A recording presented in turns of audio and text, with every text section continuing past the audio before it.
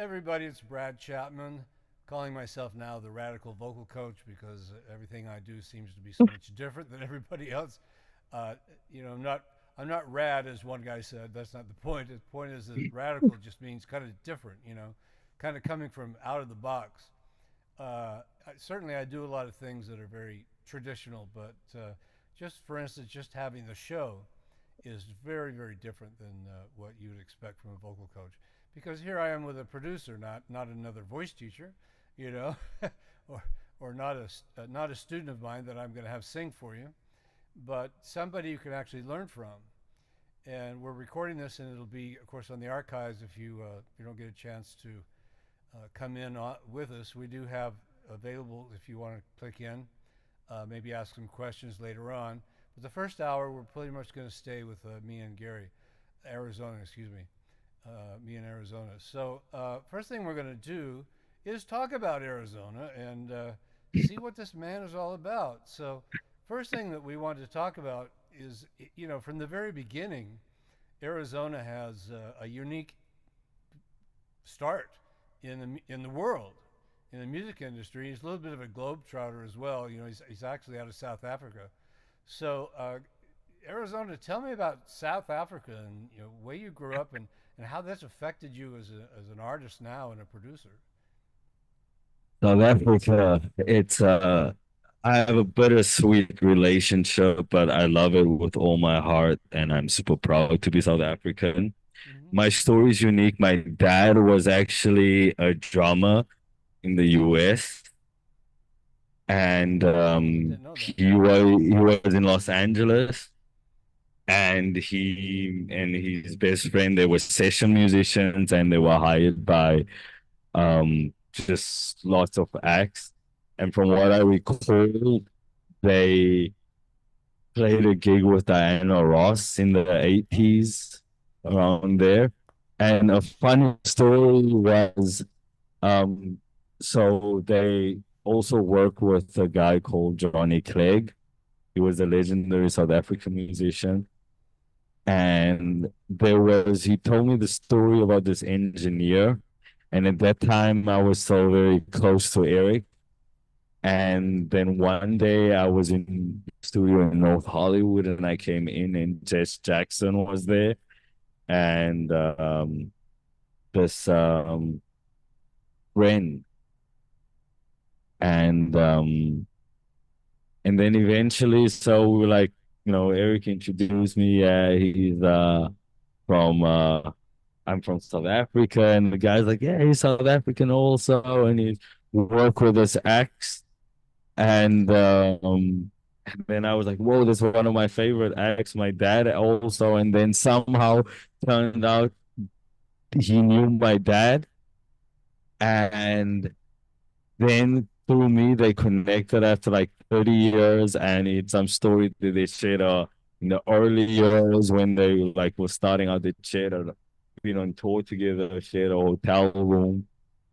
And so that was very funny. It was like a gentleman named Bobby Summerfield, an amazing producer, a legend in South African music, and he's Yeah, based in that's got to LA. be so. That's got to be so different, from my world anyway.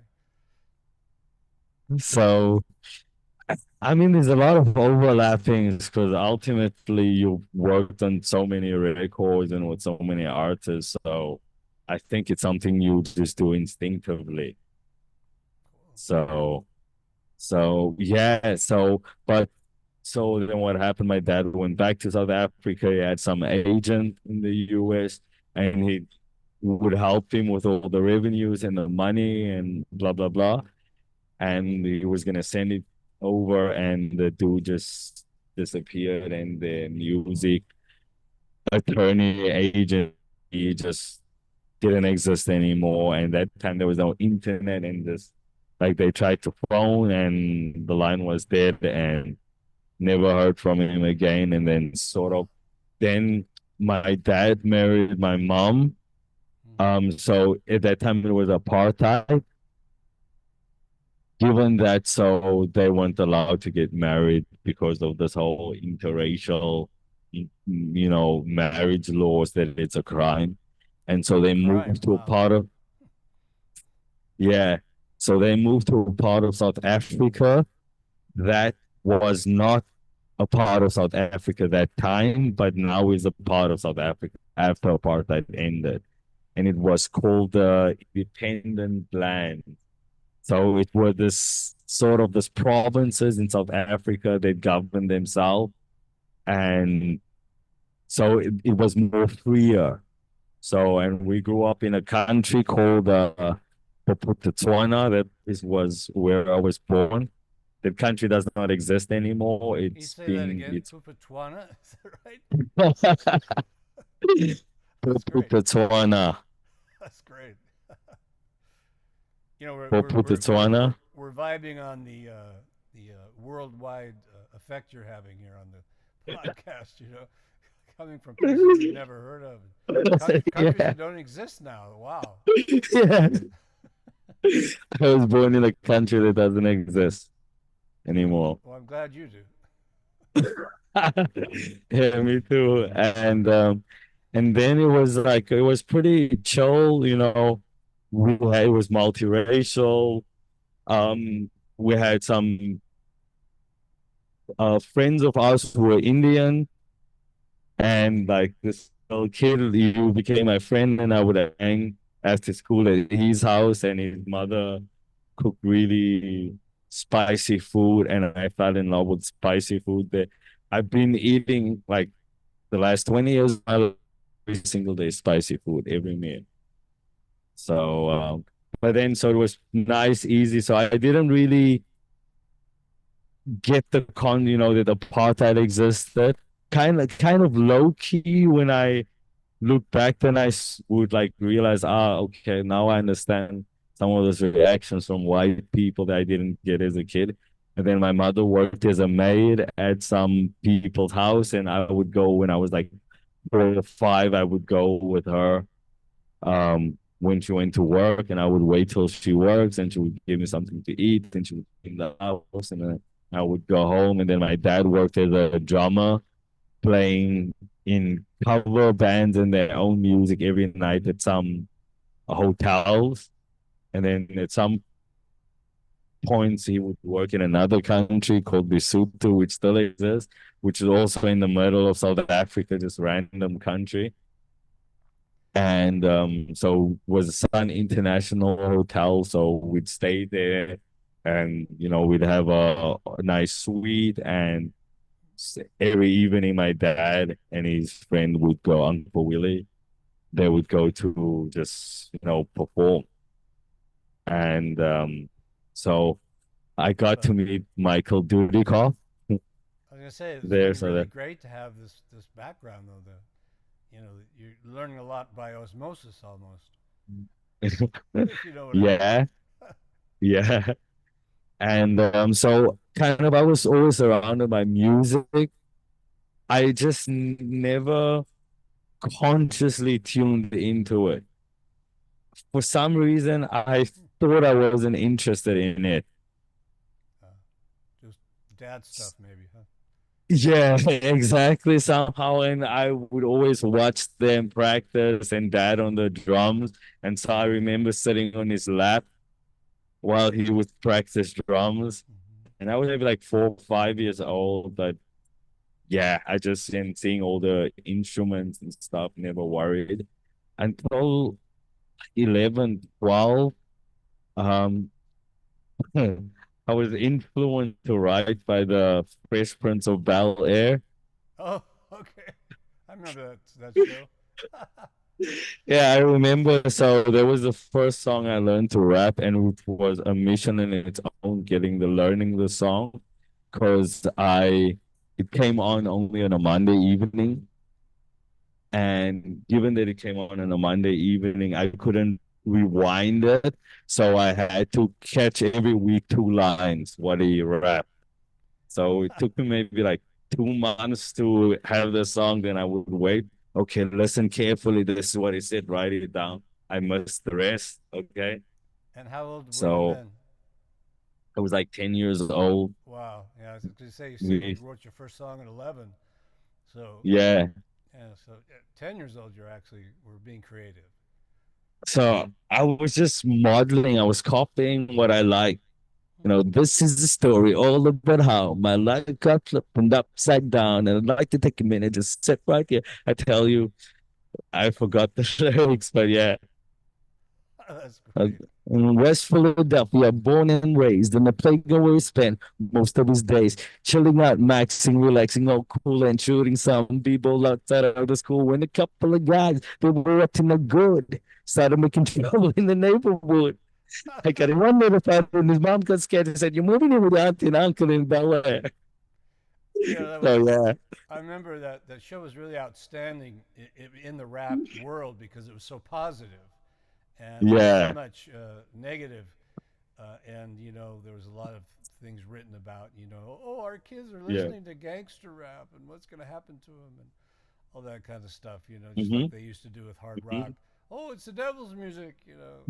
mm-hmm. Sometimes people forget that we're listening to fantasies. These aren't Yeah, people aren't necessarily telling who they it's are or how they see the world. They're yeah, they're entertaining. They're doing something. There's a fantasy for them, and then we get to enjoy it as well. yeah, So exactly. Expressing themselves, parts of themselves, aspects of themselves. yeah, like writing a story for a movie. That doesn't mean that you are the movie. Exactly. If you think of a movie like Silence of the Lambs, and then Yeah. you're like, whoa, who wrote this? Or Saw. Remember like the Saw movies? Hmm. So yeah. So okay, so when you formed a band at 16. So what was that like? So eventually, so what happened going back to so where I was born, so then when I was 10 years old, or no, just before when the war broke out, where this president, the people were unhappy with him, and then he hired, it was a black president, and then he hired this right-wing militia who were neo-Nazis Whoa. and to fight against his people, and then his own army turned against him, and there was like a 2-week war. There's a documentary on it, and I remember that, and I have some memories from what happened, specifically when I was sitting in the bathroom. I just remember the window breaking and then just tear gas falling into the house, and I didn't understand what's happening. And my mom ran in, and grabbed me, and I was like Yeah. screaming with my pants down. I Sure. was, I'd be screaming too. I was like, I think 6 years old, Whew. and just washing my eyes and just like, not know why is my eyes burning. And then that ended, and then shortly, maybe 4 years after that, apartheid ended, and then it was the new South Africa. There was no more racial oppression of um basically non-white people. And then we moved to Cape Town to start a new life, and things went wrong, and sort of we lost the money of the house. Um, my dad sold the house, but there was some um thing in the contract which I don't know. I was a kid, what went wrong, but I just know we didn't get the money off the house and then we were homeless all of a sudden. Hmm. And then basically went from place to place, eventually settled in a warehouse, an old warehouse, which we made into our home Wow. and got lots of help from amazing people and friends and family. And then eventually, I started getting into skateboarding. Skateboarding. Okay. Yeah, so that was my connection to like the rap metal band, which was total coincidence because my dad would on weekends he would work in the factory in the week for a famous wine company, and then on weekends he would clean people's gardens to make extra money because we were like, six. He was the only one working and six kids and a wife, so it was a lot to feed and just really horribly paid. hard work, and and I Determined. would yeah, and I would often go along. He would take me along, so I would help him cleaning the yards, and and then one day, just we were like cleaning and helping the people move. They were moving like from one house to the next house, and there was an old skateboard, and they gave it to me, and kind of eventually there was in the school holidays. I went to school. There was a new kid. He had a skateboard, and then I told him I have a skateboard, and his friend Junaid Crook, huge shout out to him, amazing dude. And he come from this private school to the the less. My school wasn't very good. It wasn't very good. Um, it wasn't a Oh, good.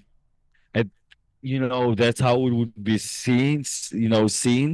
But they tried their best. It wasn't well funded, and the private schools were just private schools, so they had everything better. So he came from a private school to my school, and we just clicked. And then he said he skateboards, and he saw him do a flip the first time, and my brain went, "Oh my freaking God.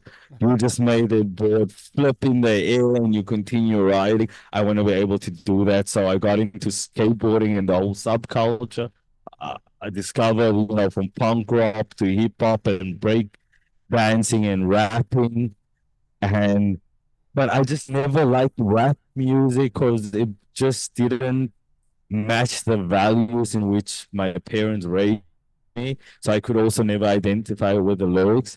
And then I found rap metal, which was kind of how it was a different, vibe, Limp Bizkit, Papa Roach, oh, Papa Roach. Linkin Park. Yeah, I was gonna say, is that anything like Lincoln Park? Yeah.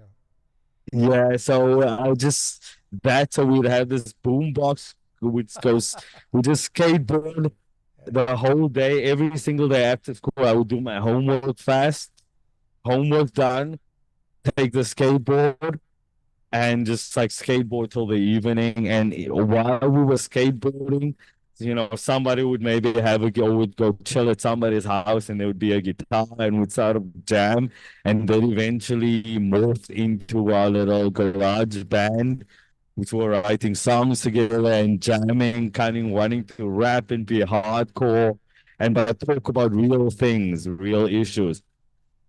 Yeah, I And bet you were absorbing so much music at the time. yeah, and then I met this friend. Um, I had this best friend, so going back to this old skateboarding thing, but so a part that had just ended. So skateboarding was predominantly a white sport. So I would so if I wanted to skate with other people, I wanted to skate with the white kids because it was the only white kids who skated. So Wow. then I kind of would go to the other part of town from my ghetto to the nicer part of town, I see. which was like maybe an hour away. So we'd skateboard an hour to go skate with other skaters. And half of them I could feel the prejudice, that because we were black. And then the other half was super cool. But it turned out the reason or the common factor that the other half was super cool and I became friends with them. The parents were either hippie or they had a sort of an affinity to being hippie like Okay. and very open and sort of influenced by, Rastafarianism, peace, love, unity, all people are equal, those values. So we became very, very good friends. And that gave me then another experience because they became my best friends. And so I would often leave on every weekends for years, just like leave my neighborhood and just go spend the weekend by them and would skateboard and their parents would take us all over. So I got to then experience a little bit more of what South Africa had to offer, just given that we grew up very poor. Yeah, but there's And still at a the lot of same, culture, right? There's a lot of a culture. lot of culture, yeah. And You then don't have to be sort of, rich. You don't have to be rich to have culture. Absolutely. or white. And like big props to my dad because he was always like, your environment does not need to govern the kind of person you become. Right. So you can make a And choice. yeah. And so that's kind of how I didn't know rock music. I didn't know metal. So just like all my white friends were listening to metal and rock and rap metal. I was like, yeah, I kind of like this. And I like skateboarding with the boom box. And Wow. just kind of we do that in jam. And that's how eventually oh yeah, and this so an important thing, this was an important moment. So eventually we had a clique of friends who hung out together every weekend. And then we had this one friend whose mom was super cool, and she would actually allow all of us and lots of things just hang out at their house. And she was always super open and never anyone away.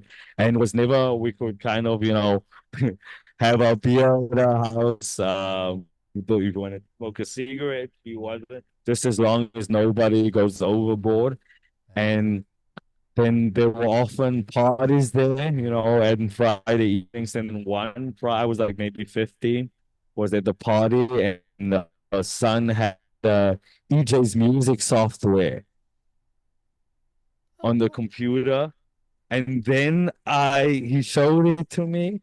And then it was just basically like a bunch of loops that you could move around and make music. But it Hmm. sounded like something. And then the whole evening of the party, I was like, I got there at 7, was there. It was like 1 a.m. Everybody had left, and I was still in front. I missed the total party. Oh, I was just in front of the computer, trying to make what seemed like making music. so is that kind of DJ experience? It was kind of just like it's like just a whole bunch of samples that all work together good, Mhm. and that no matter almost you can't really make it sound bad, I would say. Oh, that's nice. But it was Kind of dummy proof. so yeah, like dummy food, but that just had me like fascinated. And then like about a year later, I saved up and I bought myself a microphone, like working, like cleaning gardens on weekends. So it took me maybe like 2 months. And I bought this microphone that it costed at the time $5. $5? Wow. Okay. But Well, it was a lot of money for me. sure. Well, that's it's always said about musicians that, if they have enough money to buy a Cadillac, they'll go out and buy a mixing board, and then they'll buy a junk car so they can get around. But but the really nice thing that they buy is that mixing board or the outboard equipment or whatever. Yeah. So right on, man. You had the right idea right from the beginning.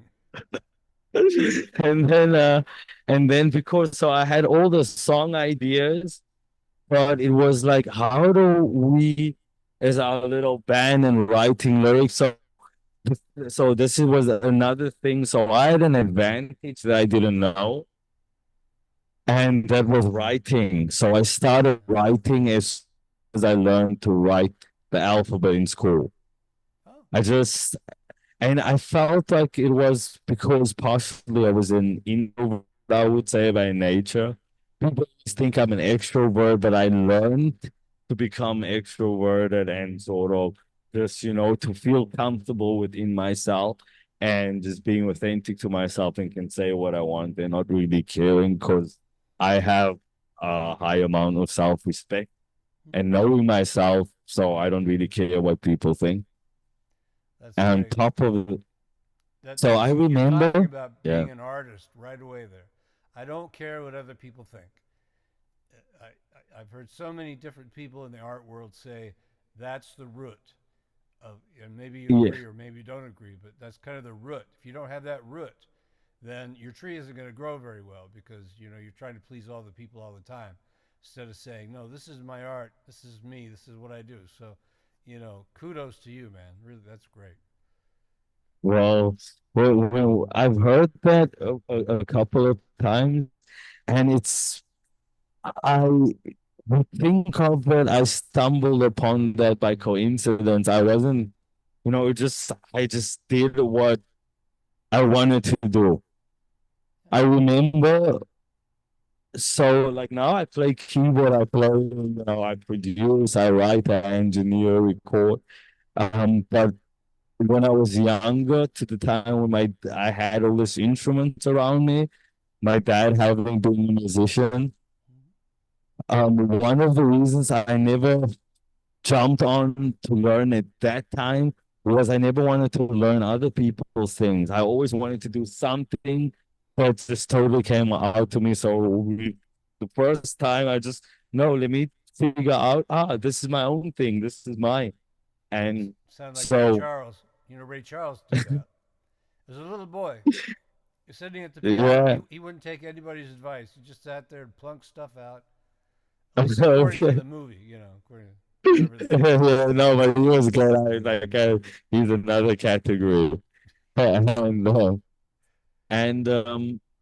so an important moment was I remember my parents told me, and this was as an adult, that when I was a kid, they were worried about because I didn't talk much,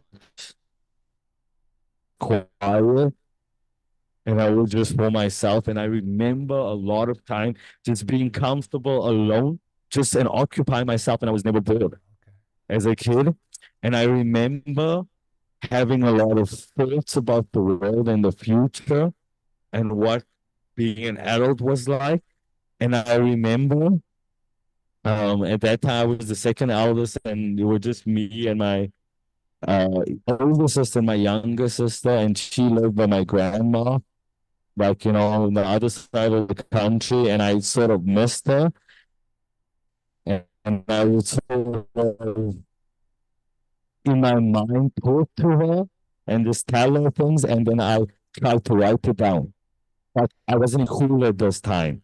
So Let me. So your microphone that close is distorting a little bit. So you could oh, maybe get it a sorry. couple Sorry. couple inches. Yes. Yeah, there we go. Great, great. Yes. I didn't mean to interrupt you. It was just it was getting hard to understand what you were saying. We want to hear what you're saying. Sorry. We want So Arizona. yeah.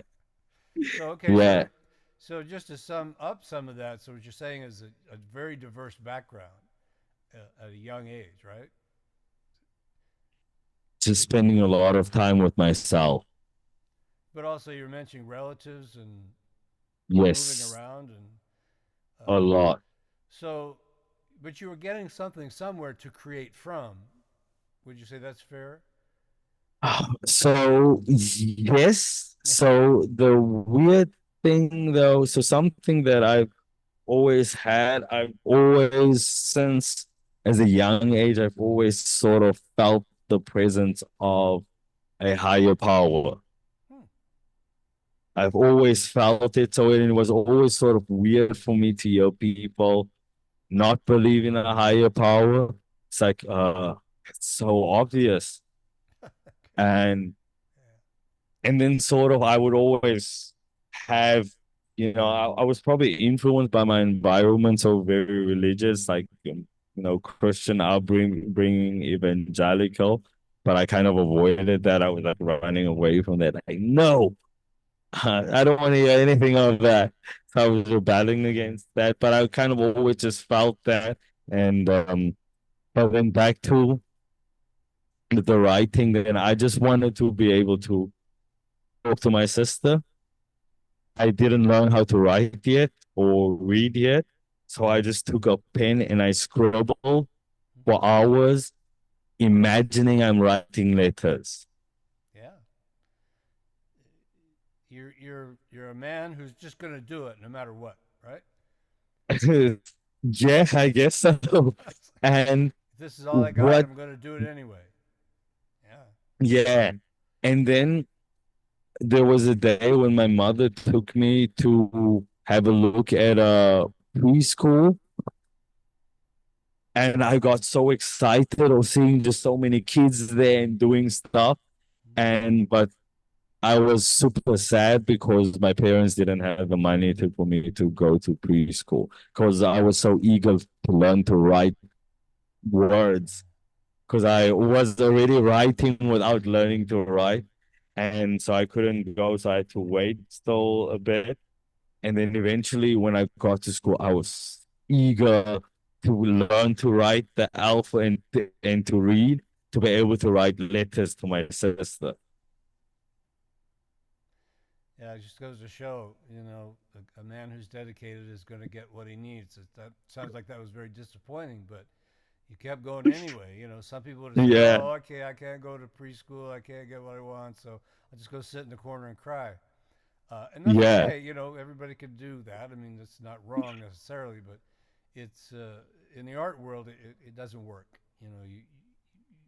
You've got to be dedicated towards a goal of some kind.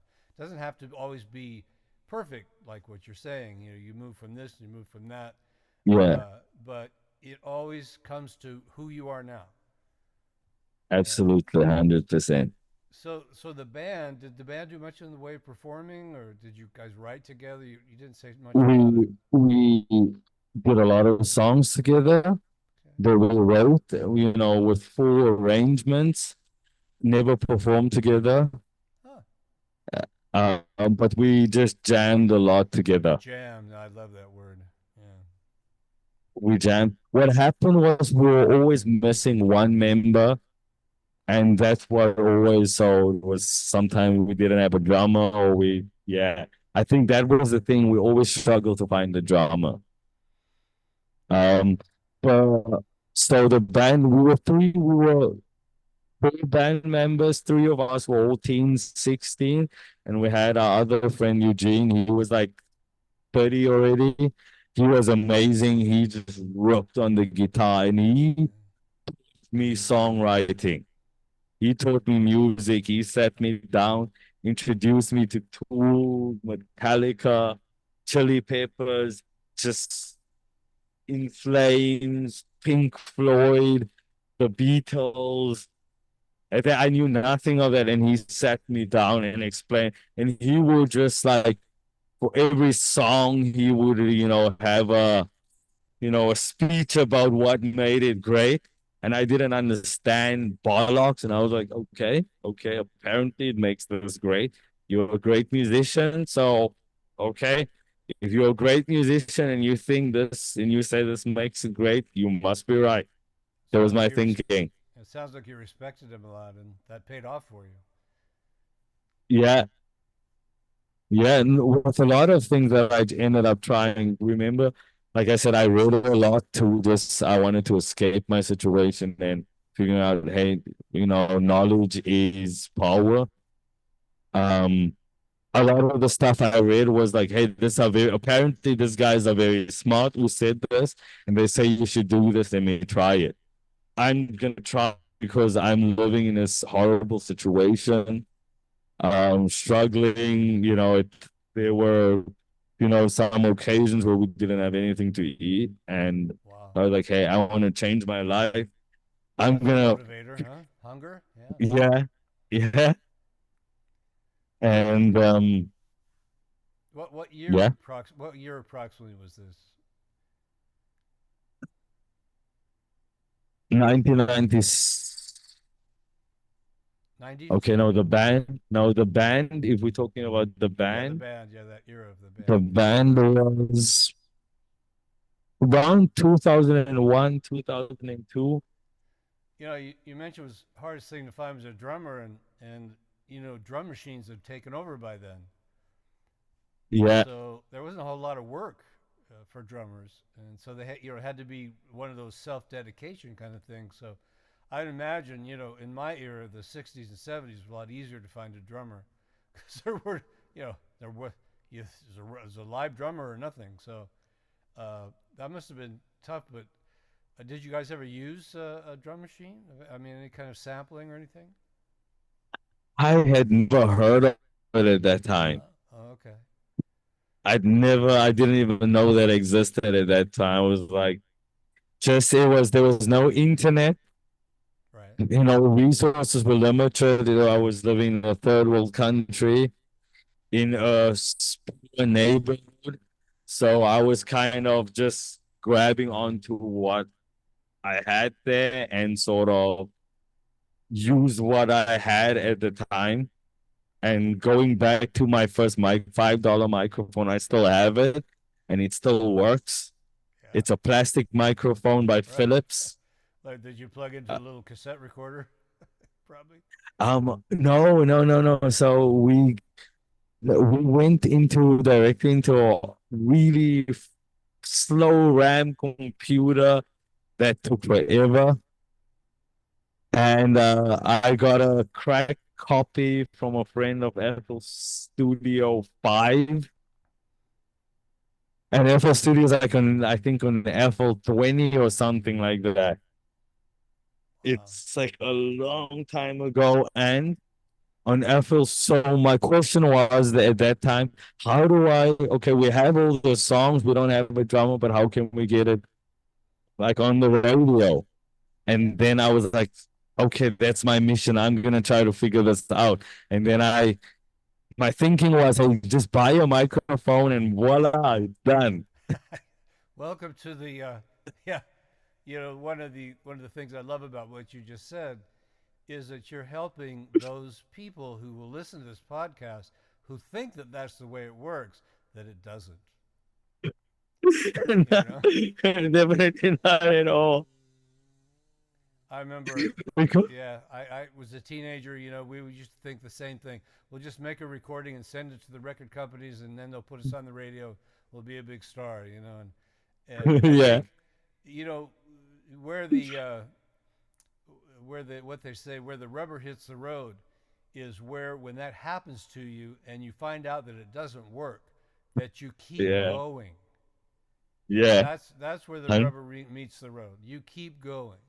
It's the people who yeah, don't keep going that we'll never hear of, and yeah, they may even be grumpy about it, or what's that word? They might feel that they were slighted somehow, that their life didn't turn out the way they wanted it to because it was all that it's all everybody else's fault, and but no, yeah, the people who keep going, like you learn more stuff. You keep going. You find things.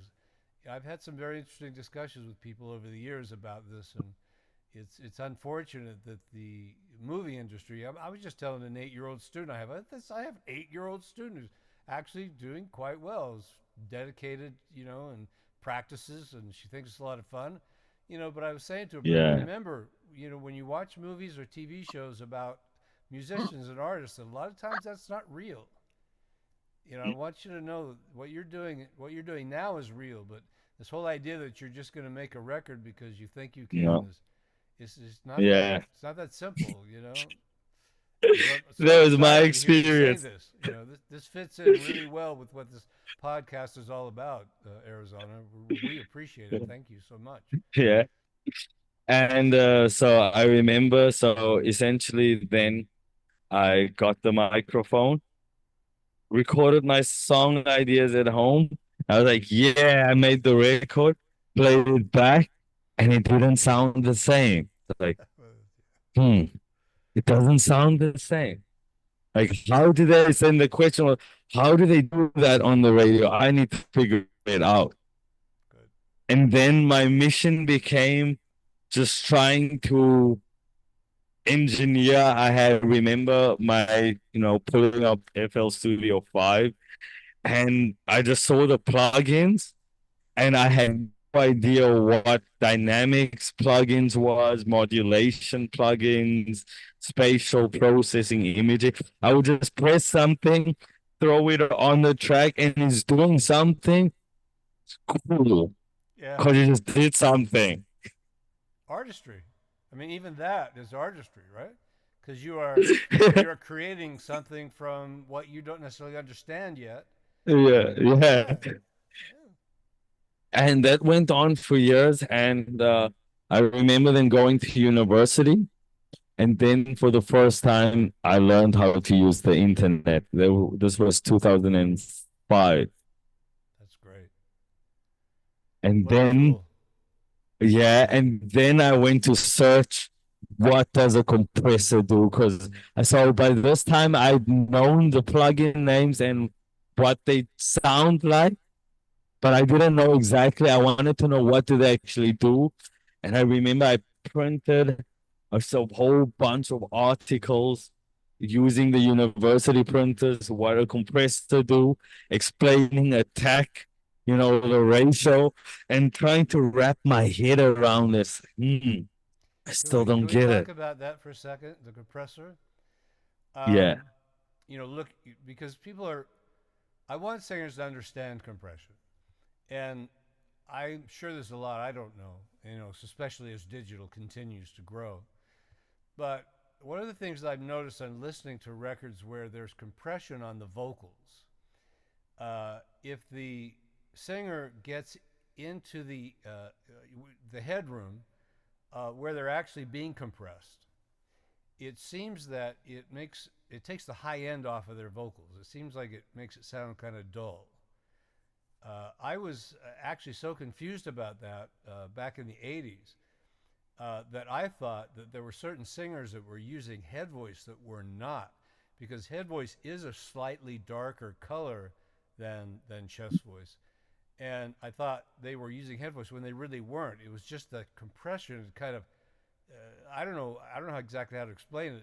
That's what you can do, but it seems like it kind of takes that color and squashes it a little bit so that the high end kind of disappears. Is that still true for compression? So compression is a very controversial topic Okay. in the audio engineering. So um compressors, so what I've learned about compressors is first of all they can do so many things. They can change the tone, Mm-hmm. they can affect the rhythm and the feeling. Huh. Never So a heard that one compressor, before. yes, so a compressor can make you can put you more in the pocket, Oh, make your vocal plump. kind of like digitizing. What's that called? Uh, where you just force everything to be on the beat. What's that called? Quantizing. Quantizing. Thank you. Yeah. Quantizing. So yeah, compression because it's reacting to the signal. So a short version, the basic version, if you think of compression for somebody hearing this for the first time, maybe you're singing this parts where you're singing softer and parts when you're going louder, and it's just if you would hear in a recording, it's gonna be hard for you to focus if you hear back in the day when they didn't use so much compression, then you struggle with some words and you just want to have that at the same level so you can hear. So compression reduces the that big range, that gap between the softest word and the loudest, makes it more consistent. But it can change the tone Yeah. because compression, you can compress also. Some compressors react to the whole frequency spectrum. They can change the low end, they can change the high end. Some react to the high end, and you can also have compressors where you can focus, where you can dial in your wanting to compress only the low end or only the high end. And also there are different kinds of compressors with different kinds of settings and different schematics and circuitry. So you kind of want to get used to familiarize with the different categories of broader categories of compression and what it's mostly like for in engineering, and then you apply, you learn what you like and the different emulations of the main categories. Take an 1176. And There's so many, yeah. so about singers, that's kind of what this is about. So when I train singers, it's possible for them to control their dynamics. They don't have to get overly loud to hit a note if they learn how to do it the natural way, Super the way that I important. coach. And or they can come in and they can let the compressor do the work. Now, from a sustainability concept, I say, look, don't blow your voice out, right? Because you don't know how long the recording session is going to go. So if you blow it out in the first 20 minutes, right? So that's more of a personal reason for the singer, right? But if you have a singer, if you have two different singers, and they which as a producer, would you care if one can control the volume and you don't need to use the compression so much, and the other one does need the compression a lot? Which would you prefer to have come into the studio? So definitely mic control and technique, that's super important.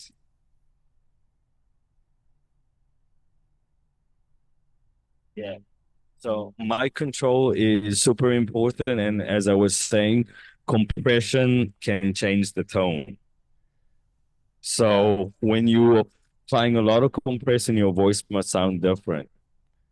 So you want to use compression only when you want to, not because you have to, right? Does that make more sense? Yes, Okay. yes. I don't think like ideally I would want to capture the pure tone of the artist and use compressions. Sometimes I feel for a record like a certain attitude is missing.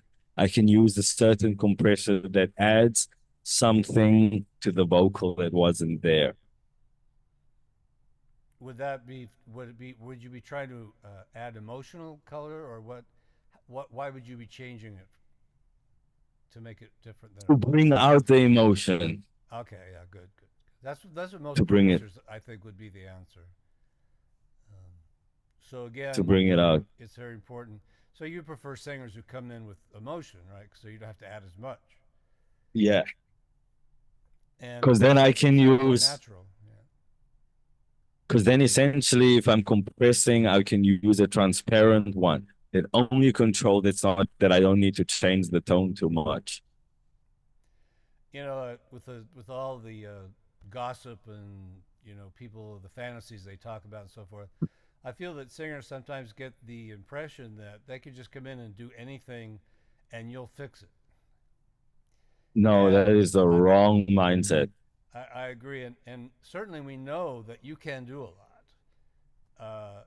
But all the producers I've talked to, they would prefer to do it not because they have to, but because they want to, or maybe you'd agree with this statement. You and I have never actually talked about this, but I've heard producers say to me, "Look, Brad, we can do a lot in the studio. I mean, unimaginable things almost. But what we can't do is actually create emotion that's not there. I mean, we can enhance it or we can change it a little bit. We can, like you said, tone shaping and so forth. And one time we were talking, you were talking about a computer app that you could actually see like vowel shapes and stuff. That you could like play with the actual vowel. I thought that was pretty fascinating.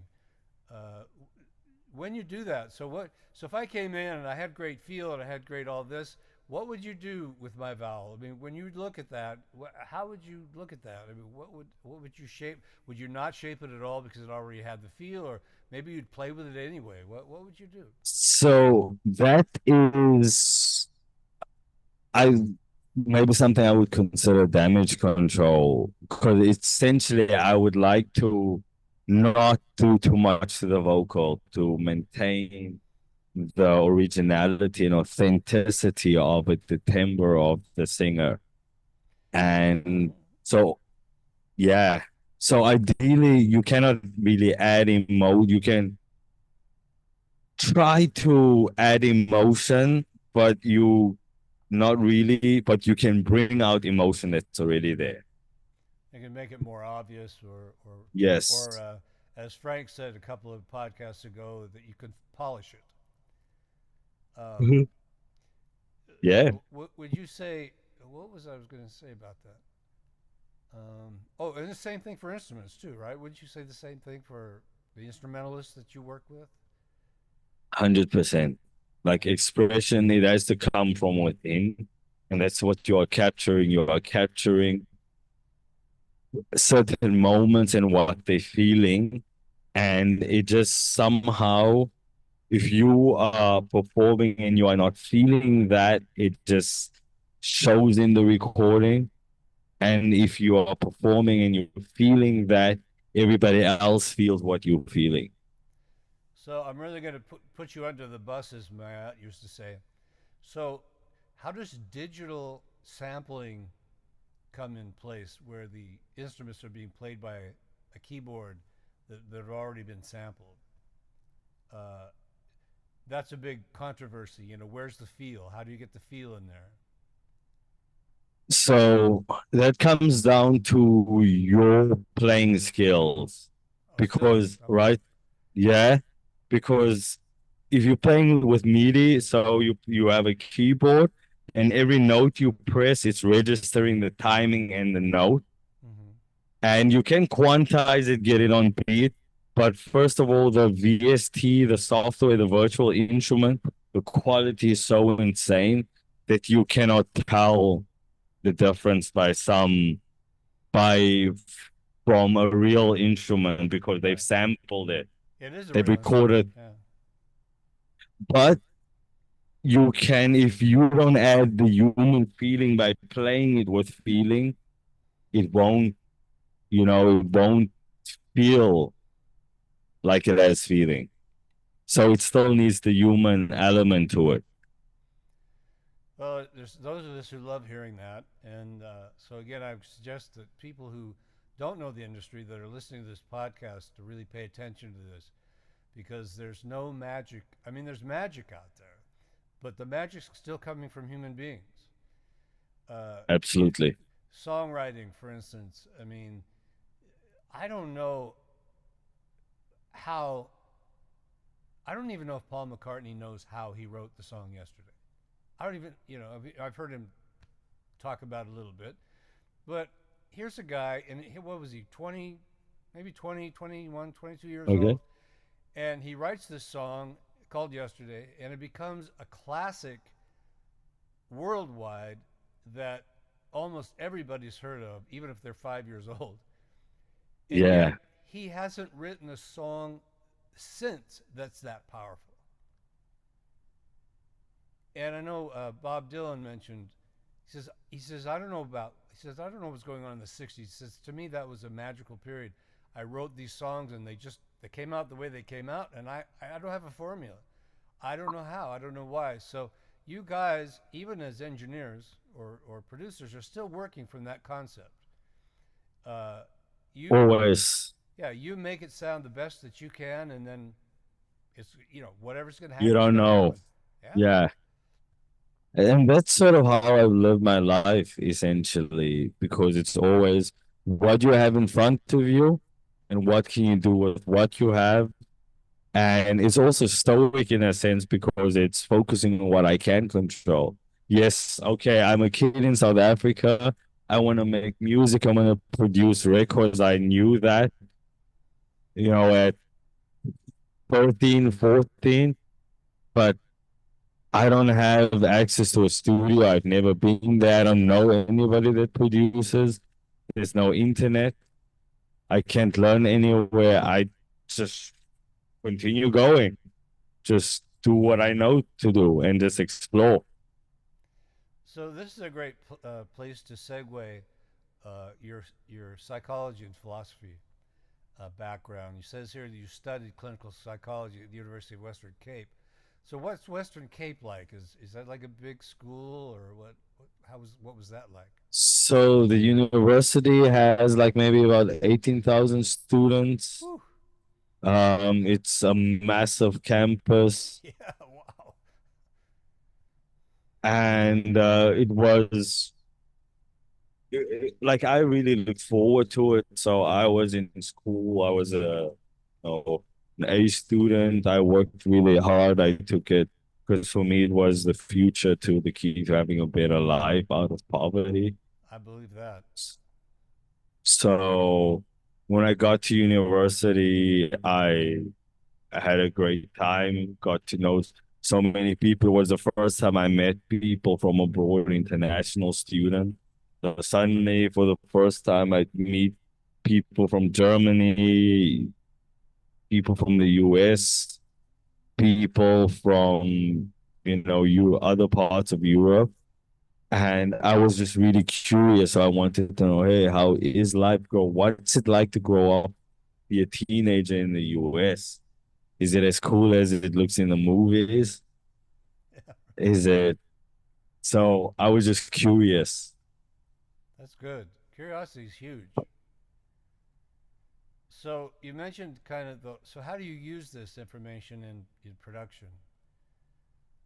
Um, it's basically just following any idea that comes. It's I'm not thinking if the idea sounds good in my head. I'm trying to recreate the idea and seeing if I like it once I hear it. Yeah, you got. And it's It's like with a chef who just who puts so much pepper, so much salt, but what does it taste like, right? yeah, If it tastes and bad, then change it. yeah, and for creating new stuff. Excuse me. It's very late at No, night, I by the just way, guys. For for Arizona, it's wonderful for him to be here because he's in Zurich, Switzerland, and it's yeah, what 3 is it 2 in the 1 morning a.m. yet or 3 in the morning? It's 1 a.m. and I came back from playing a show in the Alps last night. And We we really came back appreciate about you being here. 4 hours ago, having to pack everything. We were full of mud, having to clean up everything, all the equipment, bags, and so, and didn't really get much sleep, just 3 hours, Wow. and basically 6 hour journey. And you got to start the day all over again this morning. It's the morning for you. Yeah. So yeah, back to where we were. Yeah. Trying to remember the question. Well, I was thinking, so psychology or philosophy. When you produce a singer, do you use those tools? Do they come into play? Yeah. So I'm trained in NLP, also neuro linguistic programming, which is the study of the structure of thought. And more specifically, it's how the brain processes information in the world. So when I was doing therapy, there was this thing to break the ice called it used to be called in neuro-linguistic programming the start before we start technique. Okay. Sounds like warm up. And so yeah, so essentially it was when somebody comes to therapy and they would come with their problem, so it's often a huge hurdle. And then you would come down, okay, now we're gonna start our therapy. And then as soon as they know we're starting, so that means everything they say they have to be careful because it's like, they basically like a court, like in court, everything you say will be scrutinized. Then they super tense, and then so the start, like basically, I would start the session under the pretense that we're not starting yet. We're just getting the background information. Okay. So then basically, then I would, when they were coming to therapy, then I would say something like, "Hey, so before we start, tell me what's bothering you. What are we dealing with?" So by just adding that sentence there, we're breaking the ice.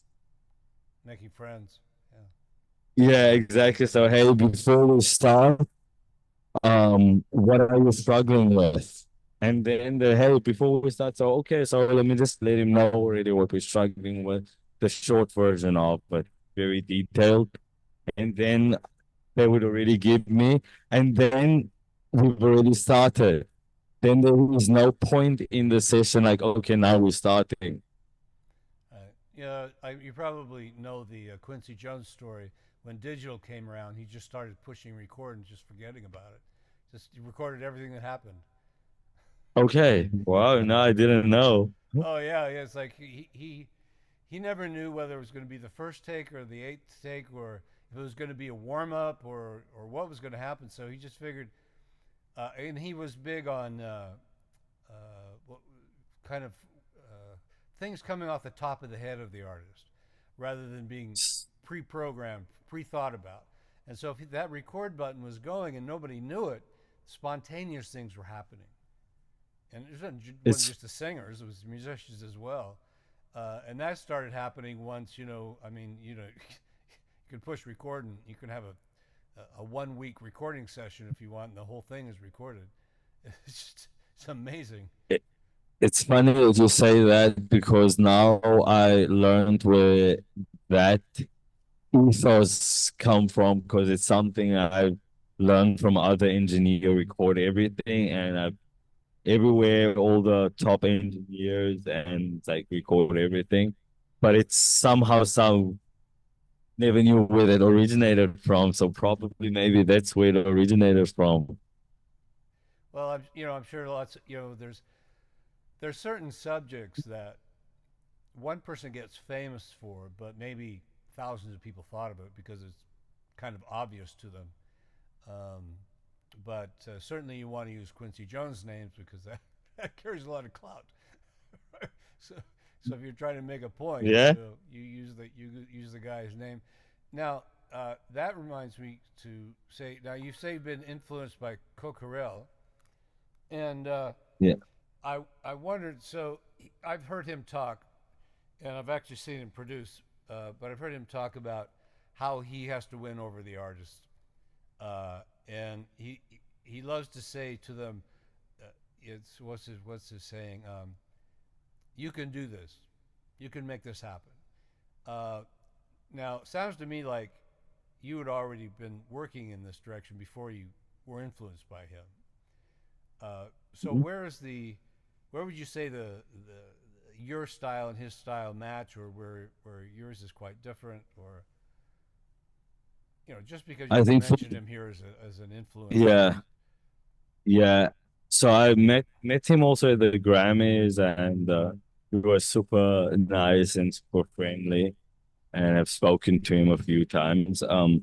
It was nice to just see that it was more like validation and reinforcement. Hey, what I'm the path, what I'm doing is actually right.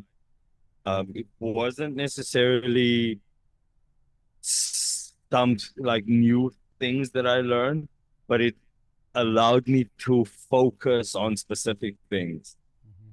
that I was already doing. So it was a confirmation, like, hey, like, okay, one of the best vocal producers in the world. That's how he works, and that's sort of similar to how I work. So I should keep doing that. Yeah, I've had that experience. Even talking to you, when I've said certain things about singing, and you go, "Yeah, yeah, well, that's the way we think as producers." Like, "Oh, right on," and that's where I got this idea for the podcast, is because, sure, I've met, I mean, I've met everyone. I mean, that it's going to be in the podcast. At least for now, anyway. So there's already a relationship established, but when I'm talking to my students and I'm saying, this is the way it is, I thought, well, maybe they should hear that from the people I heard it from, Hmm. which a much more powerful way of Yeah, communication. So I see this as taking my private sessions, which is the only way I work, and yeah, expanding it in a way that is going to help people who don't study with me and help people who are. Either yeah, way, they're going to get something that I don't know if this is happening anywhere else. I mean, I don't know the world. It would be interesting. I guess I should do a little research on Google and see if anybody else is a voice teacher who's doing podcasts with producers. hmm, As far as I know, this is a interesting. very rare Yeah, event, and should be coveted. Uh, Not because I say so, but because of what you are saying right now. yeah, I mean, how can you miss out on this information? I mean, it's just, I mean, you yeah, can, but I think I think people who have this information are going to be way more uh, ready for whatever it is. 100%. 100, you have to prepare for everything in life. Yeah, And yeah. of course, you differentiating between what you can control and what you cannot control, but you want to reach a point where you are doing things with intention and consciously. So you know exactly how you're doing it and why you're doing to get what kind of effect. So how did Andre Merritt? How did he, a three-time Grammy-winning songwriter? What was his effect on you? Andre was just his approach to how relaxed he was. So what Andre is saying when he would come into the studio, the first time I did a session for him, I remember so okay, Andre is coming, and it's like a big thing. Yeah. And he comes into the studio with a blanket, lies down on the couch, covers himself in the blanket, and says like, yeah, once a year. So playing the song a few times, and he just says, yeah, okay, keep doing your thing. So he just lets us, so he doesn't interfere in the session. He's just like, I'm like, okay, wow, like, guys sleeping, comes into the studio. He came in at like 1 a.m. or something like that, and it's a super nice vibe. And eventually the singer's in the booth and sings something, and he just jumps up, whoa, whoa, whoa, that note. And then he sings it back to the singer, sing it like this. And then he tries, if they go back and forth a few times, like, yeah, exactly, sing it like that. Now record it. I hit record it, flawless take, like exactly. Okay, cool. He goes back to sleep. But he's So I was listening. like, okay, but Sounds he's like he's, but listening. he's listening. So that brings up an interesting subject. Um, how do you, when you produce, do you coach the singers like that? Do you tell them, okay, I want you to sing it like this? I definitely do that since I'm a songwriter, and when I'm listening back to records I think are great records, I'm listening to the nuances. I find Taylor Swift, she's really great with the nuances, She is. how she, and it's specifically her endings of words. She adds a certain breathiness, and I think it's a certain, she times her breathing, that she breathes out in a certain way to get those endings that makes it sound so intimate. Yeah, I was giving a workshop to a bunch of actually quite educated singers and songwriters and so forth, and I said, kind of tongue in cheek, I think, I mean, I was very serious, but I said Taylor Swift is an incredible singer. It's one of the best. You don't expect to hear a voice teacher say that, but Hmm. what I've learned through my years of coaching, and I've separated from my mentor in this respect, was that this is what it's really about. It's not about being perfectly on pitch. It's not about being perfectly on rhythm. It's not being perfectly tone shaped and so forth and so on. It's not what it's about. It's about communication, and Taylor is a credible communicator. Whether she knows how she does it or not, I don't know, but you still want, Yeah. respect to her. That's the thing, and She's uh, amazing. I don't know why she gets so much hate for crap. She's singing wise, like there's a reason she's, world class. well, if you look at it from the perspective of technical singing, then you have a case. You can say, well, she's flat there, she's got kind of a tone, Yeah. her voice is not pure, and she doesn't have her vibrato's not going so many times a second, and all this kind of crap. She's not on top of the pitch.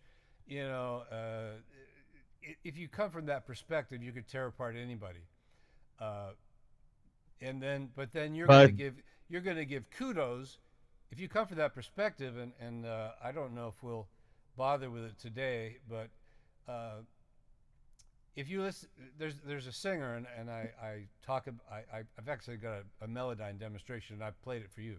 Katherine Jenkins is a classical pop singer. She's the one who these people would say she's beautiful, she's perfect. listen to the tone of her voice. She's got the great vibrato, and she's always on pitch. Her rhythm is great, and so forth.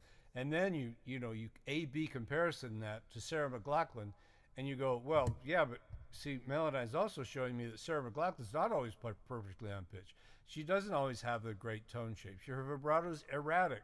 She's got inflections and things that are happening in the rhythm that are not on the beat, so forth and so on. So the thing to learn is what you're talking about is that those things don't matter, that perfect pitch and all that crap. So they really are coming out of they're trying to judge Taylor with two different perspectives, and their perspective is Yeah. not the one that's selling records. Your perspective is the one that's selling records, and And that's it. y- yeah, the other thing is, my experience, I've worked, I would say probably like with maybe like 500 singers. Wow, that's a lot. Um, and I've had many singers with amazing voices, for amazing pitch, but they failed in the expression. And the other thing, I think, just like it's really ignorance that people don't understand because it's once you, for me, I was doing writing camps in LA, so we'd have like a briefing. Yeah, label, we have a session with this, we're doing songs for this artist. So then I had to go and study the artist and see what are their strengths and weaknesses, um, and listen to their songs and just see what kind of notes and what's their range and just really listen. And that's how it became aware of what they're doing. It's like they're doing certain things intentionally. If they you if it's, let's say it's a melody structure of A B, and maybe the first A, whatever the melody is, the ending in the second one would be different from the ending in the first one, and it would be adding a unique character to it. And it's usually something small. They do just doing something small with their voice. Maybe, like for example, if you singing and you want to end the note sharply, it would be once you sing, you know, breathing inwards, and it ends it sharp abruptly, and then you get a certain vibe, and then you realize, wow, they are masters at that. I used to be a Justin Bieber hater. No, you shouldn't.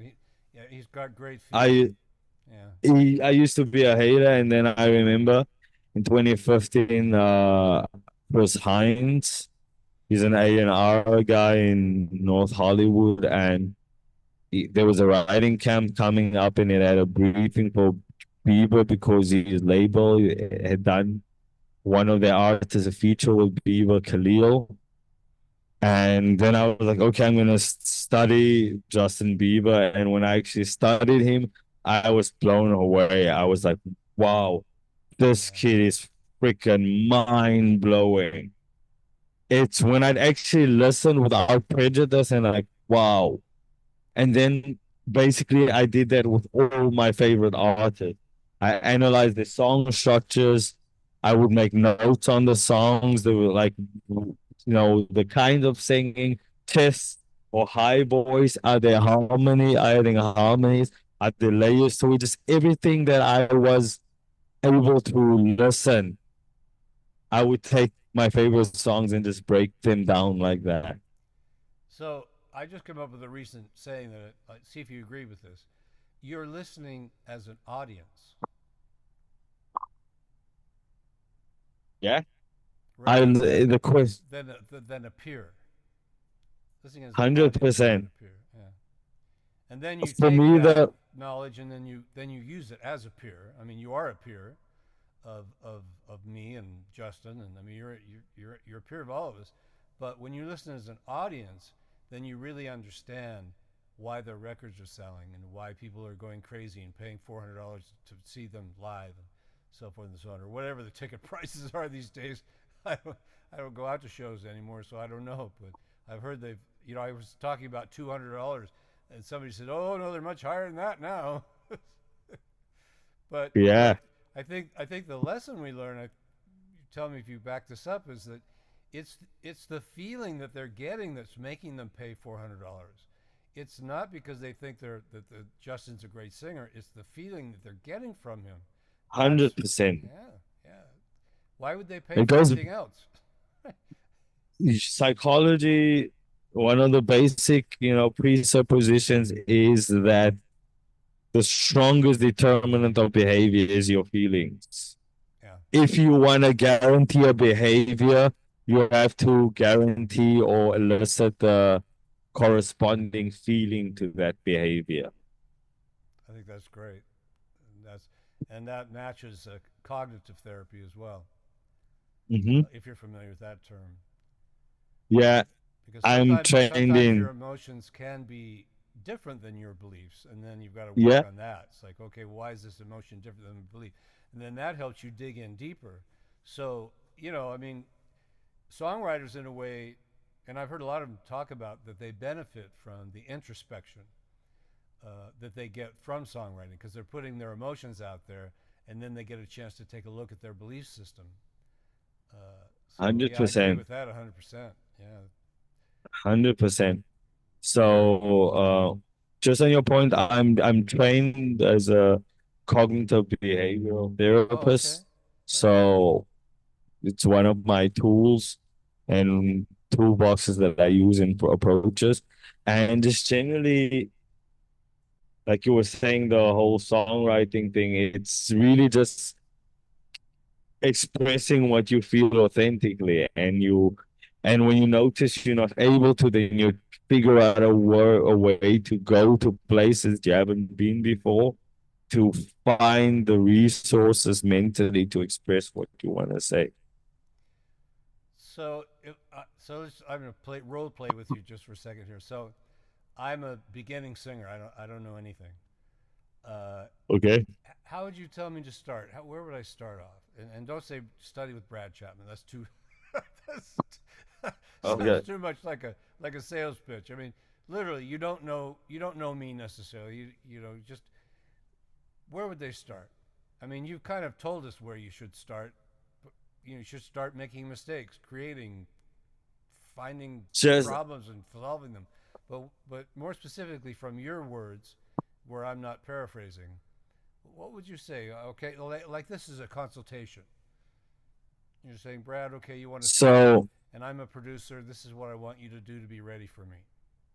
it's gonna be the straight up front, with the question from like, what do you want? Why do you want to do this? That's the most important thing because if like for example, at least for me, I like it when artists are clear when they're like, hey, yeah, I want to become world famous or Right. whatever. That's the number Then one answer. I want to be on TV. I want to be famous. Yeah. I like it that they have that, but that shouldn't be, they need to have that, but that shouldn't be the motivating thing. So to explain what I mean, if I work with an artist, I need an artist to give their all. And if at least an artist really has that desire, I know they'll always show up with their all. But the desire in its own as the main thing to do is like it's empty. It has to come from a place of love and wanting to do something. And it's like you do it whether there's money or not. Even if you are alone in the wilderness and you just had that, you still be creating. All right. So what would your experience be of working with a singer who does come from strictly wanting to be famous? That's all they care about. How would you say that your experience with that type of person is? What have you learned from My them? experience that they don't have the capacity to endure because they're What? so attached to certain outcomes. And what we know, and goes into psychology and neuroscience, that the people or one of the big determining factors of success, and any outlier is consistency and dedication over a long period of time. Essentially, the 10,000 I hour was just going to say, you idea. reminded me of that. Yeah. Yeah, so I remember I was told at some point by a music teacher I have no talent in music. And I remember I didn't care. It really was like, yeah, but I'm still get excited, you know, trying to create music. It excites me. Yeah. And that's why I wanted to save up, even though I didn't have money to get a microphone, because I wanted to just feel the emotion of what it feels, or what I feel by knowing that I did that. That's great. You speak like an artist, my friend. Of course, I knew you would because, we've, one things that Arizona and I haven't mentioned, we've actually worked on projects together where he's sent me a singer, some really great talent, Luca and Olga. I mean, not Olga. Jasmine, Jasmine, who's Ingeborg, actually sorry, Ingeborg. Ingeborg. Yeah, thank you. I do. Yeah, I'm working with an Olga right now, so I mixed them up. yeah, And it's been successful, because we've been on the same wavelength, and I've asked you, what do you want from this singer? I know there was somebody in France that we worked with at one point. yeah, We didn't do a lot with him. You may probably did a lot more than I did, but yeah, it, it's interesting because um, and this is the reason I use the word radical vocal coach. I've heard producers tell me that vocal coaches have actually ruined their sessions with their artists because they've coached they've done some pre-production on with the artist, and then the voice then the student's gone, or not, the singer's gone to a voice teacher, and then the voice teacher changed everything. Said, no, you don't do it that way, you do it my way, you do it this way, and then they come back, and then of course the session's just totally shot because there's all the wrong information is coming in. Now, I'm not doing this to put other people down and me up. I'm just actually, it's kind of hard for me because it automatically puts a stamp on my head. Oh, you're a voice teacher. You're going to do this to my singers. I don't want you in my life. The music industry in an overwhelming majority think voice teachers should not even be involved, that the singer should just do whatever they feel, and that shouldn't. So if I can work with someone like you and we're coming with agreement, if we're making goals that are going forward, then I feel, yes, I'm a radical vocal coach and it works. It's not just me being crazy. It works. So me personally, I swear by it. It's it's so first of all, I just want to say all vocal coaches or voice teachers are not created equal. That's for sure. They all have their own actual individual techniques, really. Yeah, exactly. So it's like all cars are not equal. So Yeah, that's the right. one thing. And sorry, excuse me. And the second thing is essentially, let me just get my check. So specifically, if I can, if it's possible and the artist, wants to, I would always want to have a vocal teacher, voice coach, vocal pre-producer. Specifically, when I feel an artist is already like, wow, they have this down, then I know, hey, to get that, I don't, it's not really much about technique. It's about getting that emotions, that last one. And that's essentially the difference between a good actor and a bad actor.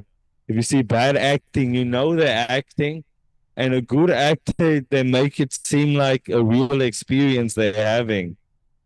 It grips you. You're like, wow, oh my God. if you look at a Leonardo DiCaprio film, it's like, wow, he's really that character. It's like it really happened. And then Yeah, you you're go to totally local. engaged in the story. He engages you in the story. Yes, You can't leave the story. You have to know what's going to happen next because absolutely. he's such a great and same, should be the same way with songs. If I'm 100%. if I'm not engaged in the first 30 seconds, I might not listen to any more of it. And that's tough, because geez, you got 15, 30 seconds to win over somebody. Wow. But you guys do it, and I've told countless amount of singers, you've got to have a producer. Don't try to do it yourself. Uh, and there's a reason for that. You may or may not have experienced yourself, because, well, maybe you have. Maybe somebody's brought you a recording that they've produced their own vocals, and you've listened to it and you've said, okay, well, I can see there's a reason maybe this is not working for you, so now you need me to be involved. Uh, Yeah.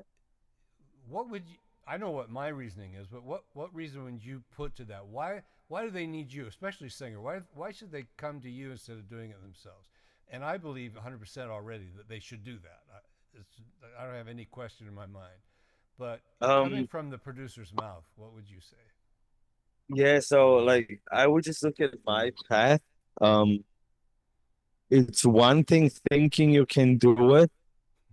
It's another thing doing it actually, and then you realize, oh, there's a whole knowledge base that I didn't even know I need to possess to be able to do it. And Okay.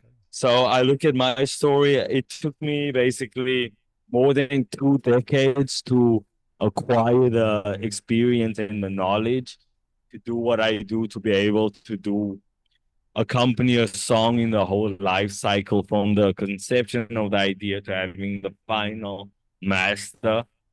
It's taken 2 decades to do that, and I just wanted to be able to record myself and sound like someone on the radio.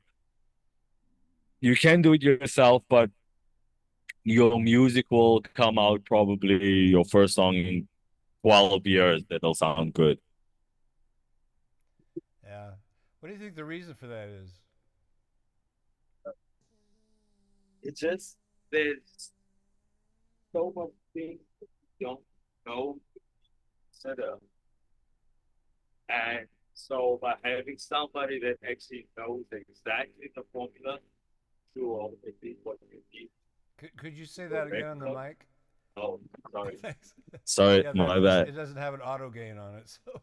Yeah. So no, I was saying that essentially if you want to do a song as a singer, there's so much things that you have no idea that needs to be done that you have no idea. So you essentially will try to record it and then you're gonna realize it doesn't sound like a radio record. And then you can take my approach and try to learn and go to studio and meet people and then invest years of recording and doing that. And it's just going to take you a long time to be able to get your music out there. You go to a professional and it streamlines the process. They've invested their 20 years to learn that to help make your music a reality. And I've got over 50 years myself now. Started Crazy. out as a teenager, like some of the things that you've talked about, just Yeah. school of hard knocks, But we used to Yeah. jam, and I think jamming is an important factor that is lacking in today's music. Uh, I've talked to so many people in today's music who don't even know what I'm talking about. What do you mean jam? What does that word actually mean? And to us, and sounds like it was to you as well, it's experimental. You get together Yeah. and you just fake stuff, and you just see what happens, and then all this creativity starts to flow out of 5, 6 people, and then it bounces off of each other, and then the next thing you know, you've got influences of four or five people and you've created something, and then all of a sudden they've picked up on it. Now they're running with the ball, and now they've created something. Now you're running with that ball, and it's like, whoa, I mean, how can that not help write songs? You know, Yeah. and I know No, and so it's you have songwriting groups now, which are very important, but I think it's still different than yeah. jamming. Still different than Yeah, jamming. jamming is just it's allows you to get about yourself and you just feel what you're creating in the moment. And essentially how I think of songwriting, because I feel super comfortable. I can write a song anytime, doesn't matter what the topic. And how I think about it, songwriting is improvising, but Mm-hmm. you remember the ideas that you like and then you put it well together. But you got to That's start by what song. throwing something out, right? Yeah, It's the modern saying, throw it up against the wall and see if it sticks, right? yeah, And I think 100%. I may be wrong, but I think that a lot of that is modern art. Same kind of thing. Throw it on the canvas, see if it sticks. Mhm. See if it makes you feel something or not. Uh, You need to do something, just even if it's not good, you just need to do it for the sake of doing it. And essentially, as a singer, back to the question, they need to really just love wanting to do this, yeah, I because agree. that's the basic precondition, and everything else follow. Because essentially, if you love doing it, you'll spend a lot of time, and Yeah. that's gonna make you better.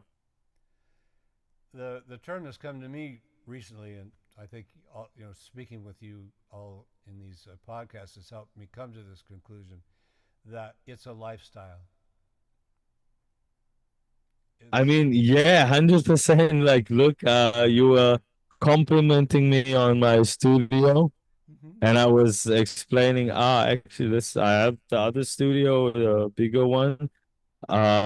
This is my bedroom studio, and I have a studio in my living room also. Yeah. Wherever you go, there you So, are. so it's like literally before I would go, in the middle of the night if I need to, or for some reason, and go to the living room and then switch on everything there. And then there were times where it's like, yeah, I just want to stay in the room. And here I have a clone of the setup there, except the hardware, compressors and Pultec EQ that's in the main room. But I have everything here, all my controllers, RME interface. I have different preamps here next to it. I can route it through the living room if I want to use the game, the living room, the outboard stuff. I can route it and then it records into the computer here in the bedroom. So Wow. yeah, You sure did a lot for Ingeborg. she's an amazing person. Yeah. She's really blossoming lately, and I see her and you, and she's had a lot of other influences as well. Yeah. But she hasn't done it all on her own. No man is an island. Yeah. I don't like We I need. it takes a team, and going back to Taylor Swift, giving her some kudos. She just came out and said, if you think that you could just do a recording in your bedroom and throw it on YouTube and be like me, she says, ain't gonna happen. She says, I've got 50 people on my team, and I Yep.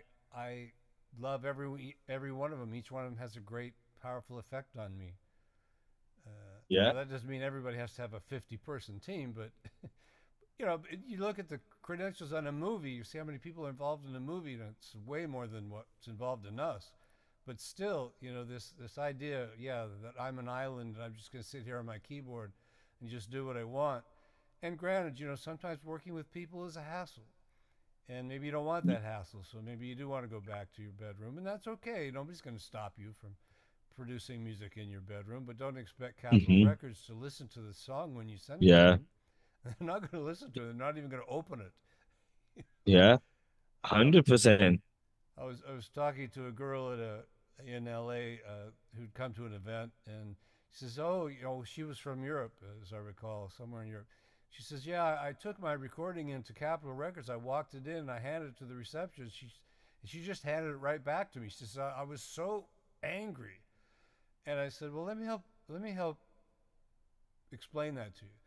That company gets thousands of recordings every hour, They, probably. yeah, you have to, they don't accept unsolicited uh submissions. And Yeah, if you're a singer and artist, the way if you want to get into a major label, you need to hire in a music attorney that already has an existing relationship with him that will play your music to the executives, because they have music attorneys are super important for major labels, since they have thousands, well, not thousands, but just, you know, at any point in time, multiple lawsuits that involve huge money. yeah, So that's the way to, get a music attorney. that's great advice. Have, It makes me wonder though. Okay, so let's say I'm terrible. I'm a terrible songwriter. I'm a terrible singer, and I've hired one of these music attorneys. Are they going to play it for a major label? the music has to be great. Yeah. I was gonna say, I think, because that would be like, wow, might as well hire a prostitute, right? It's like, Yeah, because the music attorney, even though you're willing to pay them, they're gonna be like, yeah, they know already it's not, they probably won't take it on well, they've got their because reputation to it's protect. Yeah, exactly. and so kind of what Arizona is saying here is that they just don't have time. It's not that they don't love you. It's not that they don't think that you're a wonderful person. That maybe your art is terrific. They just literally do not have the time. I mean, you'd have Correct. to have a staff of thousands of people just sitting there listening to music with headphones, trying to figure out whether they should bump it up to another uh, ring on the Yeah, what do they call that? Ring on the what? It's like you on the rung. You've got to move yeah, that ring up the rung. Yeah, yeah, they're not just not going to do it. And I had to laugh a little bit when I saw one of the competitions, the Voice or whatever, saying, yeah, "Okay, you can sing on our website. You can audition on our website." Who's got the time to listen to millions of recordings? I yeah, just I just took a look at that as I'm sure this really is a great promotion for the show. Makes people want to watch it, brings more people into watching yeah, it. Makes but who's got the time to listen to all those yeah, submissions? I just can't even imagine. And I've been inside the world enough to know that sometimes they'll actually call me and say, "Look, we'd like to audition somebody. Who have you got?" And then that person will actually get a real audition coming coming yeah. from my It worked. yeah, thank you. And same thing with you. It's like, okay, Arizona says, you should listen to this person. Y- You got to go up the rung. Maybe you'd like to go from number one ring to number 50 ring, but you're not going to get there by just jumping. And Yeah, you can't pay for it either. We have millionaires in this industry who think they can just come in and be big stars because they've got the money. yeah, No, it helps, but yeah. it's not going to make it happen. No, no, It sounds like you've had the same experience. yeah, it's you have to take it step by step, day by day, and that's why ultimately you really have to love it, because that's the only thing that's gonna make you keep doing it when things are hard.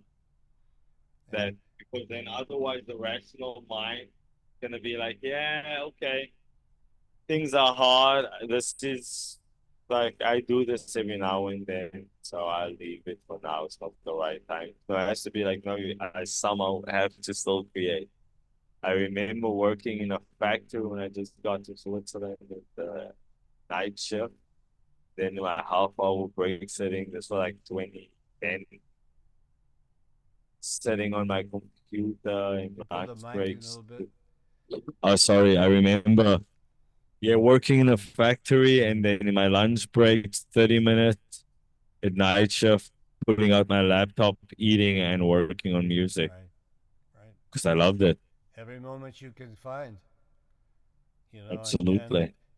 the idea of rags to riches in art is very true because you're working at that factory, but you're still doing your art every moment, Yeah. everything that you can think of, and then at some point you have earned the right for someone to say, that guy sounds like a star. I Yeah, want to put money behind him. And so tell us a little bit absolutely. about your rapping career now that you're out there So rapping and DJing, right? Kind of yeah, doing the so I'm techno rap.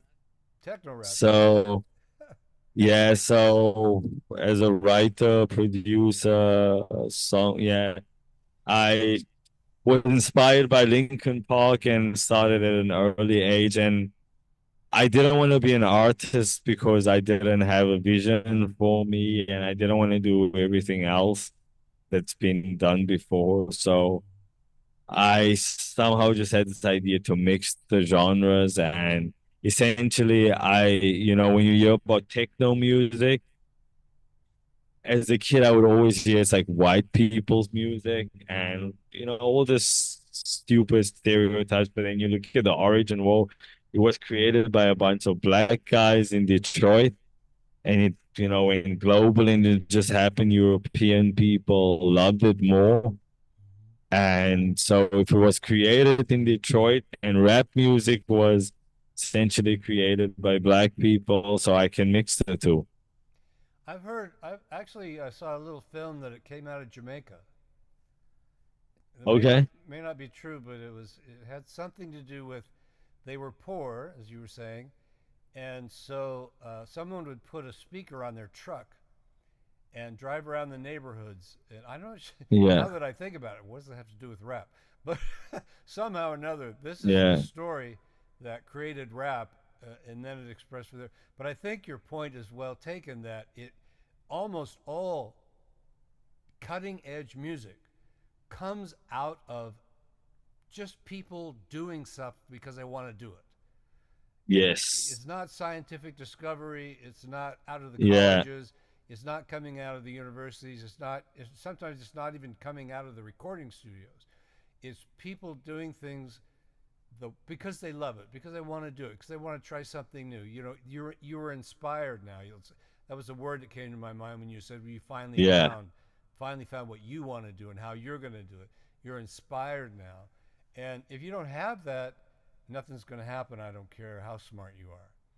Yeah. And I know that's 100%. a bold statement, but I've got a lot of experience to make that statement from, and learning from people like you is one of them. I mean, I've been very Likewise. open-minded. I've said, look, what is Ari-Zona telling me? I don't come at this with an opinion like, well, I studied with Seth Riggs and I was his partner, so what you're saying is wrong. No, no, no, no, Yeah. no.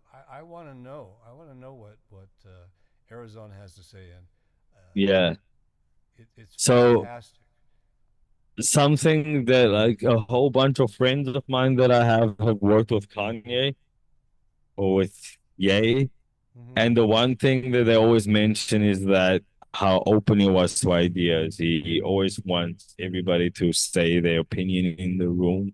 That's great. And Not arrogant. that, yeah, exactly. And we were talking about just really doing that and being authentic to it. And the point that I wanted to say was trying to remember the main point Well, you're for talking about things so coming out of Detroit. Right? oh yeah, and how then we were about rap and oh yeah, exactly. So many points if you see lots of things that were created, it comes often from a place of, let's say, not a state of happiness. Yeah, that's true too. Yeah. So where there's often suffering involved and and that gets channeled into the creative expression. and you have beautiful things emerging with its books, music, dance, theater. Well, it gives us as an audience a chance to experience something we didn't experience. Yeah.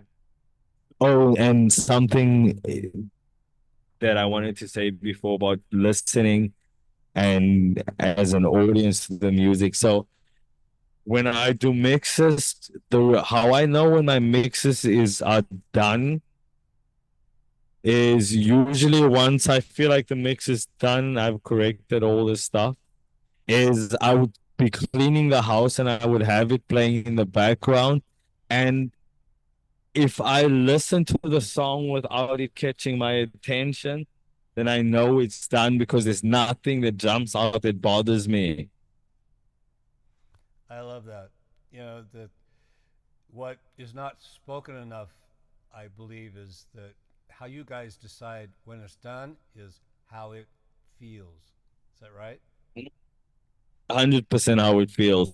And also back to the Andre Merritt in the couch, the Yeah. thing when I he would be sleep like kind of sleep, but listening, but he would react to feeling like whoa. He would just then okay, wait, let's stay here. And I was always found it remarkable how I thought the dude is sleeping, but nothing, he misses nothing.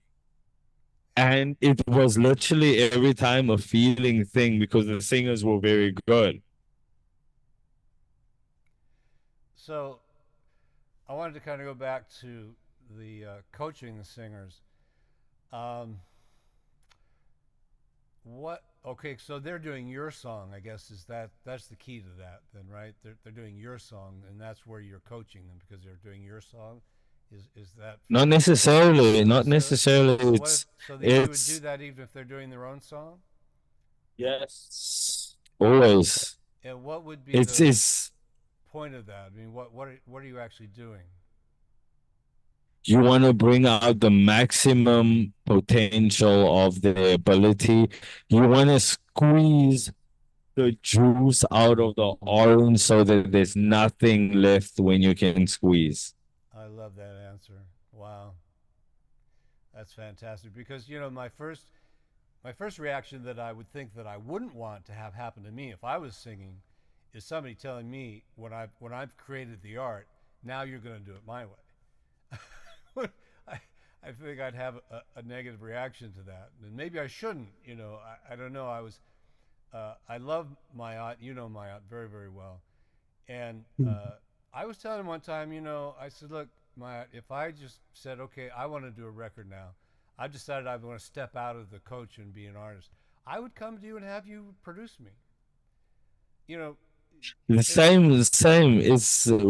Let's say I'm producing a record. I could mix it, but I would rather give it to somebody else that I know to yeah. mix because I get another perspective, another ears, their life experience, their taste that's coming with, and it's just good to have more than one ear. Yeah, I want someone to bring it out of me, like you were saying, because I might feel I gave it 100%, but did you feel it 100%? That I can't Yes. control. So I want that feedback. Uh, And just on the feedback part, it's my experience was like singers. I when I was taking on more clients and less focus on my stuff, eventually I built relationships that they only want to record with you. If they're recording eating in the studio, they're booking you like you are coming with, and you are just gonna be there. And it doesn't matter if I produce the song or not. It's I'm bringing out what I think they will enhance the emotions of the song. but kind of almost like a consultant to the producer, or no? In a There's some way, producers who don't do that. I mean, I've asked some producers like, how do you handle a singer? And they say, well, I just try to make him comfortable, and that's as far as they go. They don't necessarily have any techniques on pulling it out. They want to, I'm sure. I mean, I think that's universal that the producer wants that to happen. But some producers uh, have certain skills and other producers don't. And like you said, not everybody's evil. Not every, right? There's no two people are the same. You got to find the chemistry. Um, Yes. I I won't go mean, into. a game changer. Hmm. So, a game changer for me was when you taught me about using claps for rhythm practices Oh to yeah, get timing. I've got some kudos for that one. Yeah, I That is a I'm not sure game why ch I thought of that.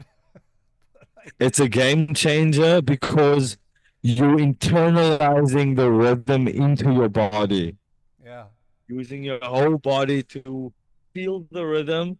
So you have the memory of it, and then once you have the memory of it, then you know you should feel this when the song is. This is the feeling of the state you should be experiencing once you're performing the song. yeah. So maybe in psychology you would call that the body mind experience. 100%. Yeah. And that was just a, yeah, I was trying to help a girl out of Brazil who said, I want to be disco. I want dance music. I want to do dance music. And she started singing for me. I couldn't feel anything rhythmically, really. It didn't sound at all like dance music to me. So I said, okay, I want you to dance while you're singing. Well, yeah. the unfortunate thing was here, she couldn't dance. Mhm. So we had to go back to the clapping thing. But I Yeah, would say that she was kind of a little bit out of her realm. I mean, it was just yeah, too big of a jump. Not that I didn't give her advice on how to get there, but she was thinking, okay, I want to do a record right now, and she had another producer out of Canada that was involved, and he was on the session with us. We were using Zoom at the time, yeah, uh, and I want to put in a punch for Farplay right now. I'm actually going to start using it instead of Zoom for these sessions. Not yeah. that people can't listen in; they still will be able to listen in through Zoom. But uh, uh, low latency Honestly. software apps make it possible to do things in real time now, Yeah, and this is kind of what we need if we're going to do this worldwide stuff. But anyway, I was talking to him later on, and he was kind of laughing a little bit. He says, I couldn't believe it when you asked her to dance. he says, he says that yeah, really told us where we were at, what we needed to know yeah, about whether we were going to be able to make anything happen for this girl or not. So yeah, I agree, and I've said this as well, and I know you'll agree with this. I don't even have to ask. M- Much of Michael Jackson's style came out of his dancing. His vocal style came out of his dancing. 100% everything, like his rhythm. If you look at how he composed and put together the song ideas on his head, the main thing was the pulse. Yep. If you listen to his vocals, it was always pulsing And when he's without singing in the having studio, instrument. when he's singing in the studio, he can't do the moonwalk, right? He's got to keep some attention on the microphone, and he Yes, does, but he's still moving his ass. 100%, Yeah, that body is 100%. winding up and crazy, moving out. But he knows enough about microphones to keep his voice focused in the direction of the microphone. And then Back to the, Mayat's got recording techniques now where he's got just separate microphones so the singer can move from one to the other. It's amazing, crazy stuff that he's doing. amazing. I did work with an engineer once. The singer had hired him, and he let the singer use the microphone with a cable on it and move around the studio while he was singing. That's the only time I've Yeah, ever seen that whatever happen. works. I like the idea, but I've only seen one guy, and he wasn't famous or anything. He was just a local guy. Uh, but I like the idea, but I've not seen it done since. Um, Yeah, no, absolutely. Whatever makes the singer comfortable, whatever captures. Well, So, because you the know, guy I was coaching was a nightclub singer, and I says, and it was nice to have him say, "Look, move around the stage like you do in the nightclub. Let's make it real." yeah, yeah. And it Oh, worked. I remember the point. back to the psychology, Tony Robbins always says motion creates emotion. Oh yeah.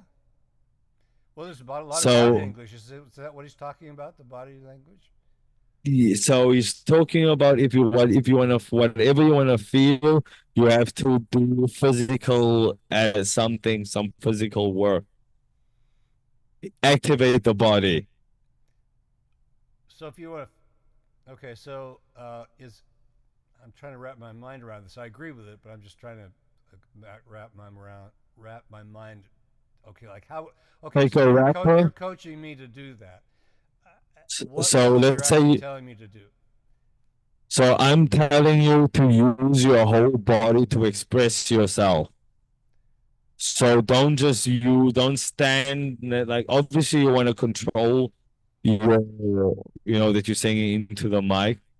But if you need to squeeze your arms when you're saying that, if you need to tense whatever, use it. If you need to swing your hands to express that, the more emotions gonna come through because you're actually using your body and the feelings are stored in our bodies.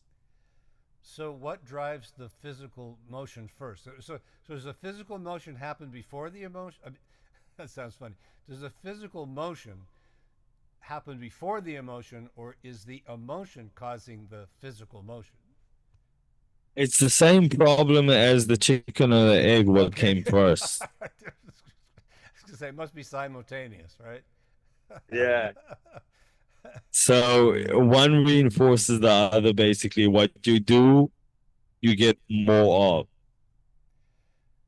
So it helps it come out, I guess, is because if you're Absolutely. because you could be doing the opposite. I guess you could be tightening your fists to resist emotion. Yes. Um, You could, but it's so you're gonna experience some kind of emotion. So by the point you're tightening your fist, it's too late. well, and in a way, you're saying I don't want to feel this emotion. That's an emotion in itself. So if your body English is saying I'm clutching, Yes. I'm tightening against this, well, that's an emotion in itself. I'm afraid, Yes. or I'm Yes. or I guess it would be fear would be the main thing would do that. Yeah. Yes. Uh, 100%. yeah, I love it. I've been accused of using psychology, and like yourself, I've read a lot about it and so forth. But the difference when I'm coaching a singer or doing pre-production, as you say, I'm not asking them to express their emotions so that they can relive their childhood or they can figure out who they Yeah. are. I mean, I'm not trying to bring it out so that they can fix a problem. I'm Yeah. bringing it out so that because they've said they want to. I was doing a seminar last week, and I said to the singer, I said, "Do you want to express your emotions?"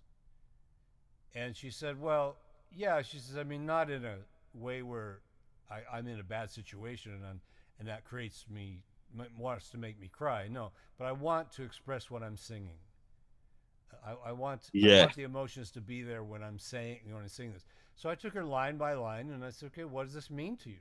What does this actual 5 words mean to you emotionally?"